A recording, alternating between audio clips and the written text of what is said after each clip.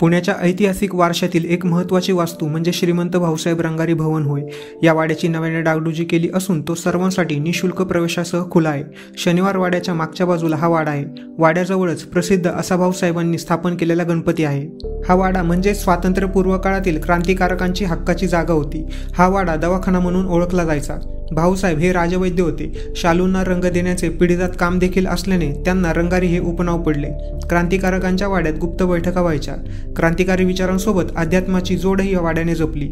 भाऊसाहेब यांनी त्यांच्या 13 सहकाऱ्यांसोबत याच भवनातून सार्वजनिक गणेशोत्सवाची मुहूर्तमेढ रोवली। भाऊसाहेबांबद्दल माहिती तत्कालीन पुरावे आपल्याला वाड्यात माहितीसह लावलेले पाहायला मिळतात।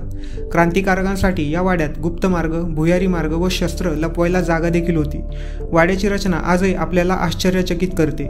वाड्याच्या वरच्या मजल्यावर वाड्यात सापडलेला शस्त्रसाठा जपून ठेवलेला आहे।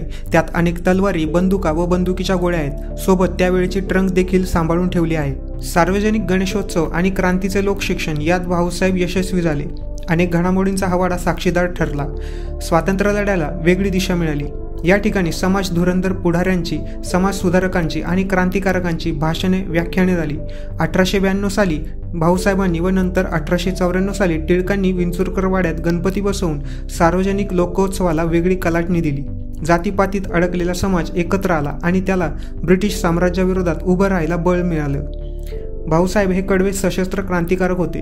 भूमिगत राहून क्रांतिकारकांना मार्गदर्शन करणे, त्यांना रसद पुरवणे हे काम त्यांनी लीलया पार पाडले।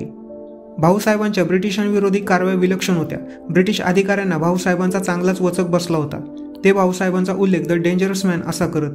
भाऊसाहेब राजवैद्य असल्याने जखमी क्रांतिकारकांवर उपचार देखील करत। धर्मार्थ दवाखाना व मोफत औषधोपचारामुळे त्यांचा मोठा जनसंपर्क होता।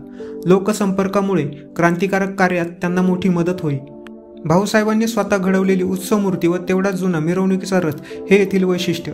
रक्तरंजित दंत धारण केलेली राक्षसाचा संहार करणारी मूर्ती जणू समाजाला ब्रिटिशांविरोधात लढण्याची प्रेरणा देत होती।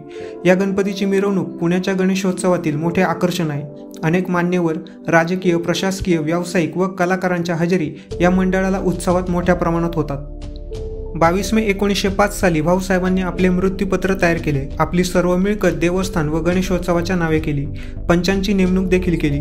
मृत्यूपत्रानुसार भाऊसाहेबांच्या विचारांचा वारसा आजही हे मंडळ चालवत आहे। सार्वजनिक उत्सवाबरोबरच समाजातील उपेक्षित वर्गासाठी मदतीचा हात पुढे करण्याची भाऊसाहेबांची उदात्त विचारसरणी आपल्याला येथील कार्यातून दिसून येते।